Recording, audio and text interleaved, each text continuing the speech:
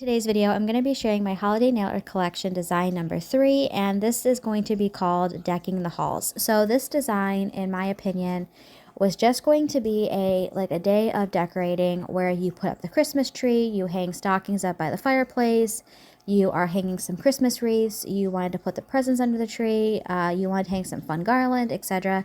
And I'm also going to be completely honest that I know that looking at the thumbnail photo as well as the intro to this video, I know that this design looks like it is very complex, probably very difficult. And I promise you that it is not difficult. When I was doing this design, I actually wanted to challenge myself and see like how much detail I could put into this design without it looking too cluttered. And I also wanted us to see if I could freehand a fireplace, all of this type of stuff. And I was actually really proud with how this turned out. But again, I also wanted to make sure that this design was also simplistic enough that anyone could do it. And I did this whole thing using acrylic paint. So I just wanted to say that because, again, like I said, I know that this design looks very complex, and I will assure you that it is not. So I wanted to do some of the classic Christmas decor. So presents, garland, a fireplace, Christmas trees, a wreath, all of those things. And like I said, I did this whole thing using acrylic paint. I wanted to add detail as much as I possibly could to each nail without making it overpowered. So for the fireplace, I'm just going to basically draw like the shape of a square, but I'm going to be drawing it to where it's like cut out, if that makes sense, so that I don't have to layer paint on top of paint on top of paint to get the look that I want. So I just did it in sections so that the nail would not be too thick.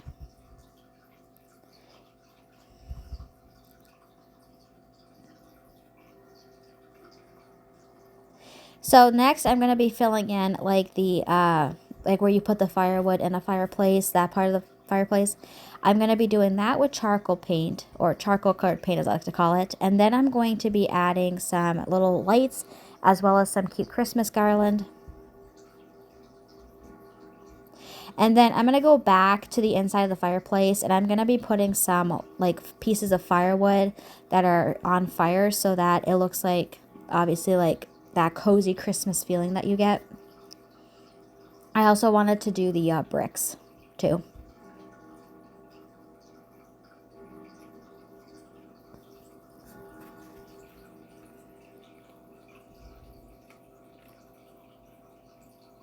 And then I also wanted to go ahead and add some stockings. I chose to do 2 stockings, but obviously you can add as many or as few as you want. I also chose to do stockings that I knew the colors would stand out so you could actually see them against the brown and the red fireplace here. And then I chose to go in and outline everything just so that everything is like sectioned off, if that makes sense.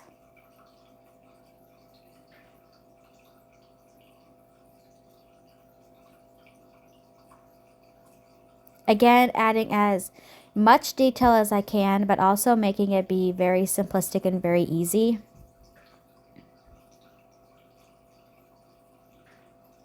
Okay, so on to the stockings. And basically a stocking basically is like, I guess the best way to describe it would be like just trying to draw a sock, obviously, but just a little bit wider. So that's what I did. Now, obviously, if you wanted to add some details to the stockings, you totally could. But again, like I said, I wanted this to have a lot of detail, but at the same time, I also wanted this to be very simplistic.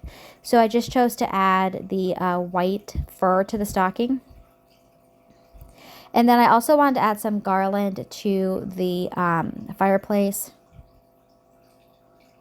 And I actually have been doing the 2 different tones of green when I do garland as well as Christmas trees, because I find that this gives it not only depth and dimension, but I feel like it actually makes it look more realistic. And then I'm adding a little bit of like decor to the garland. And then I'm going to be doing a candy cane like garland idea. Basically, it's just a strand of lights that has candy canes hanging from it with the presents underneath.